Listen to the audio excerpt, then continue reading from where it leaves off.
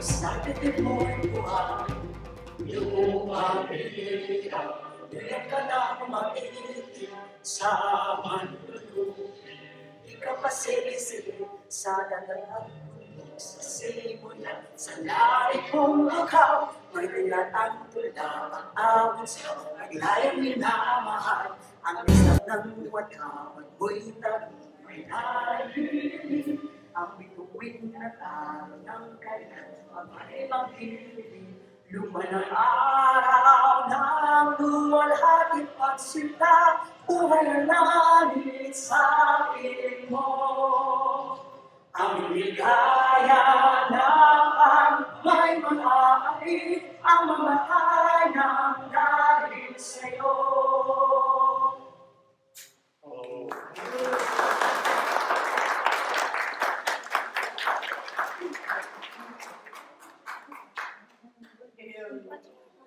Merci beaucoup. Vous pouvez s'asseoir maintenant. Donc là, je vais profiter parce qu'aux Philippines, on fêtait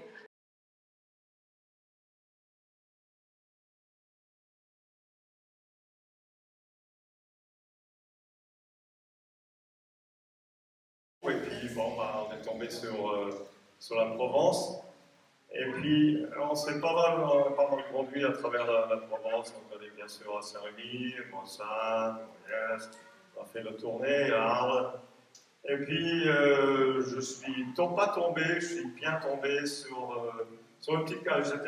On est passé, c'est une journée de Pâques, et on est passé devant Happy Mossad, l'agence de immobilier, et puis là on a vu une petite cabane. Moi je voulais une petite cabane où je pouvais y aller pour écrire. Et cette cabane se trouvait dans le vallon de la Lech. Et c'était le coup de foudre. Ça ne m'est jamais arrivé avant, sauf avec ma femme. Et c'était vraiment le coup de foudre. Tous les deux, on s'est dit, ben voilà, c'est là où on veut habiter. Et pendant 2 ans, on habitait dans cette cabane avec des trous dans le toit, ça pissait à travers. Mais n'empêche, on adorait l'endroit. Et bon, un jour, on s'est dit, bon, on va quand même préparer tout ça. Et on a déconstruit, on a reconstruit, on a rajouté une piscine, heureusement. Et puis voilà, moi j'ai vécu là jusqu'à dernièrement. Maintenant, je n'habite pas en nous parce qu'il y avait le problème d'eau, mais ça c'est une autre histoire. Mais ici, j'ai trouvé. Tout à l'heure, je discutais avec une dame là, et elle a dit plus ou moins ce que moi je pensais aussi avec une dame là-bas, qui m'a dit aussi des choses que je pense de Fondier. C'est un village rare, très très rare. C'est un village authentique. C'est un village convivial. C'est un village où les gens se connaissent, qui ont d'autres valeurs, qui ont d'autres cultures, qui ont d'autres civilisations, d'autres religions. Mais ce n'est pas la même. Ils sont tous fondiellois. Et c'est quelque chose qui est très très rare dans notre monde. On va aller dans les villages pas loin, par Arnoux, en Stade, et on ne trouve pas les mêmes valeurs. On trouve des conclaves d'anglais et d'américains qui sont ensemble, qui restent ensemble, d'autres conclaves, que ce soit religieux ou autres, mais il n'y a pas de mélange. Ici, il y a un magnifique mélange. Moi, j'étais très longtemps alpiniste, alpiniste de très haut niveau. Et c'est pas pour me vanter, mais à mon âge, je me dis, je peux me vanter. Et puis, donc, j'étais très, très haut niveau. Et les parois que je faisais, c'était des parois de 1000 et quelques mètres. Et souvent, on se retrouvait dans des tempêtes, et on se retrouvait entre étrangers. Je grimpais avec des Polonais, des Allemands, des Italiens, des Français, des Anglais. Et dans la paroi, on était tous ensemble. On était unis, on était une équipe. Et on survivait ensemble. Et par la suite, ces relations, ces contacts sont restés. Et je peux dire, moi, ils ne sont plus là, parce que je vieillis, eux sont passés à côté, mais on est restés très proches. Et puis, j'étais enseignant très longtemps dans une université américaine en Suisse, et là aussi, j'avais des élèves, beaucoup d'élèves, beaucoup de nationalités, et on avait même à l'époque où il y avait un grand conflit, comme il y a aujourd'hui malheureusement entre Israël et la Palestine, on avait des élèves qui partageaient une chambre, palestinien et israélien. Ils ne se battaient pas, ils débattaient, ils discutaient, et ils sont, autant que je sache, encore amis. Et puis on avait à l'époque du conflit yougoslave, qui était assez abominable, on avait des élèves de toutes les différentes nationalités, entre guillemets, yougoslaves de l'époque, qui se mettaient autour d'une table et qui discutaient entre eux de ce qui se passait en Yougoslavie, où il y avait des massacres. Donc, pour dire qu'il y a des possibilités dans le monde de tolérance, de compréhension, d'amitié, de solidarité. Et ça, franchement, ici, à Fontville, ça existe.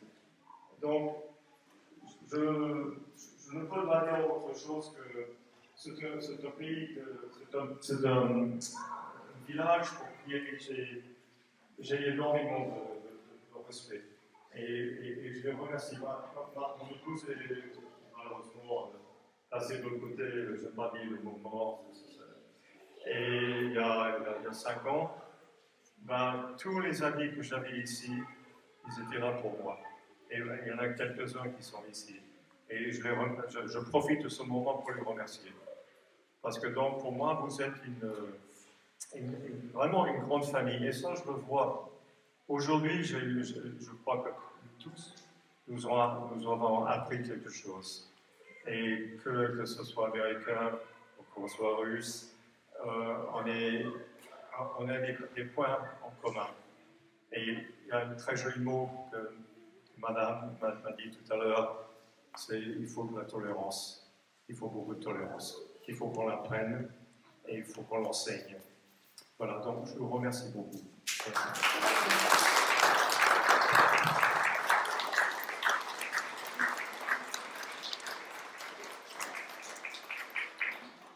De danse et de chant, mais bravo, félicitations, et quelle énergie, et c'est magnifique ce que vous avez. Bravo, merci.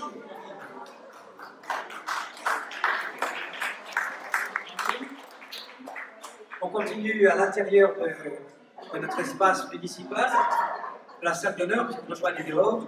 On attendait tout à l'heure Henri Moati, je crois qu'il est arrivé. Où est-il?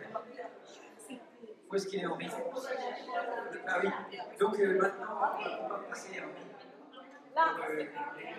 Vous savez, l'ancien directeur du Théâtre de la Canade avec Arlette, qui va, c'est à vous maintenant. C'est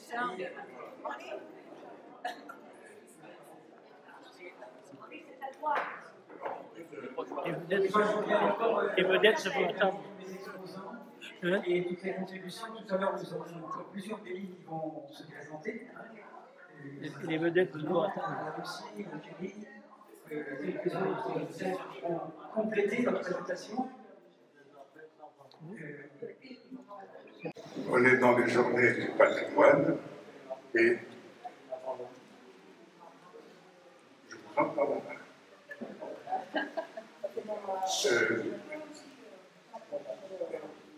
Et pour moi, le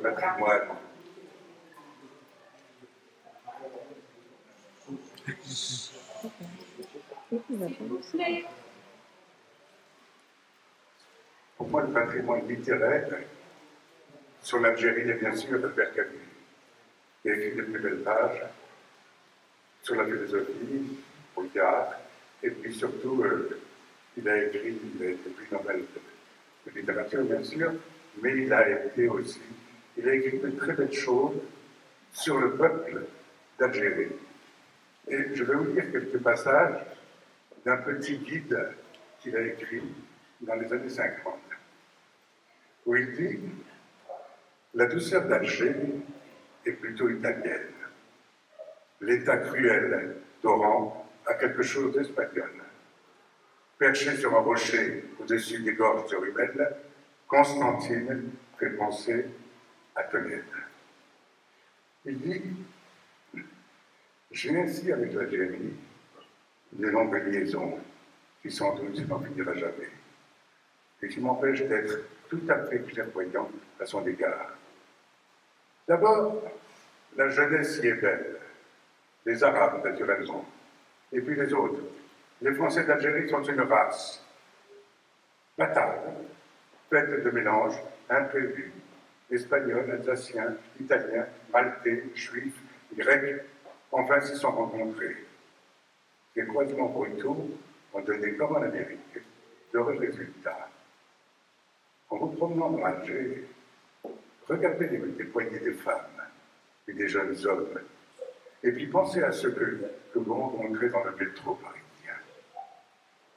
Il dit aussi, je recommande aux voyageurs, s'il va à Alger, d'aller boire de la disette sous les voûtes du port, de manger le matin à la pêcherie du poisson fraîchement récolté et grillé sur les fourneaux à charbon, d'aller écouter de la musique arabe dans un petit café de la rue de la Ligue, dont j'ai oublié le nom, et s'asseoir par terre à 6 heures du soir au pied de l'Institut du Duc d'Orléans, place du gouvernement.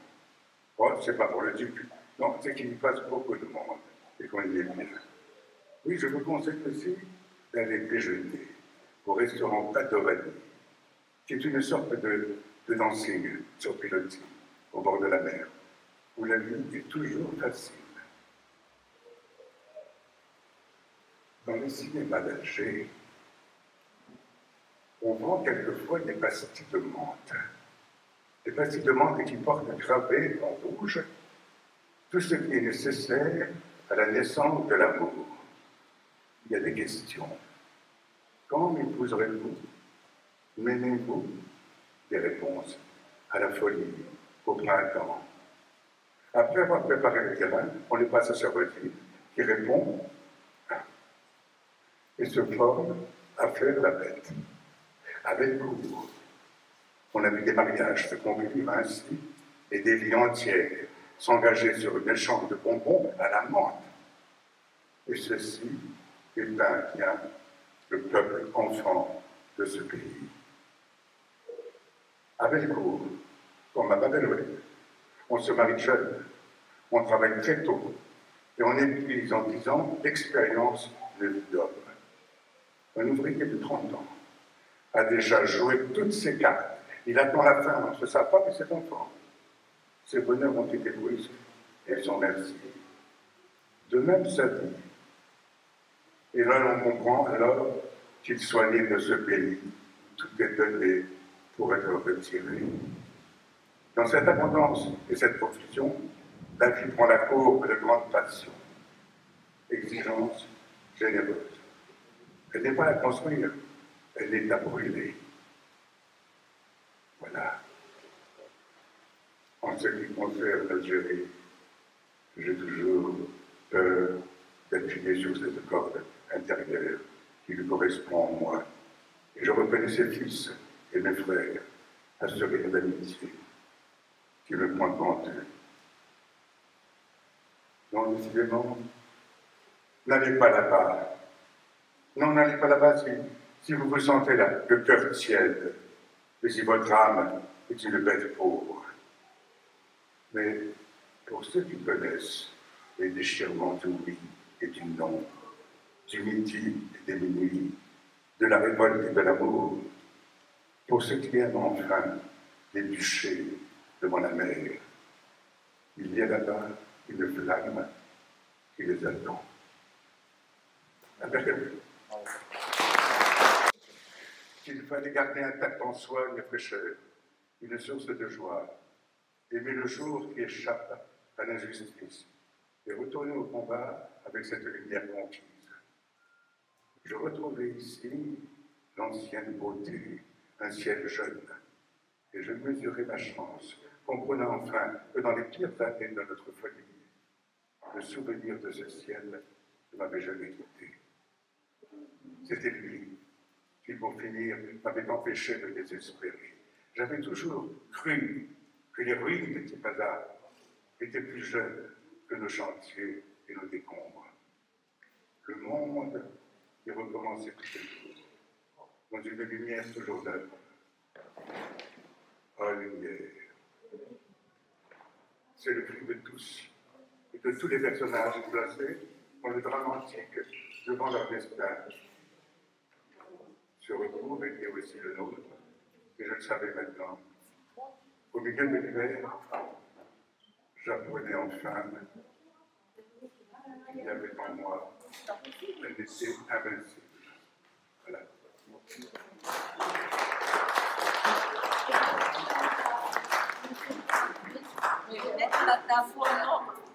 Il faut mettre la table.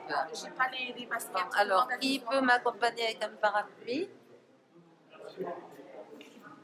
René, il y a l'eau qui rentre, il faut pallier à ça. Il me faut un parapluie. Quelqu'un m'habille et que je mette la table. Sinon, ça rentre. Alors, excusez-moi, mais est-ce qu'il y a un message urgent? Est-ce qu'il y a... Évidemment, c'est levé de tard. Le bordel. Je crois qu'à la base, je sors pas de nouvelles pensées. C'est pas le décor. Voilà.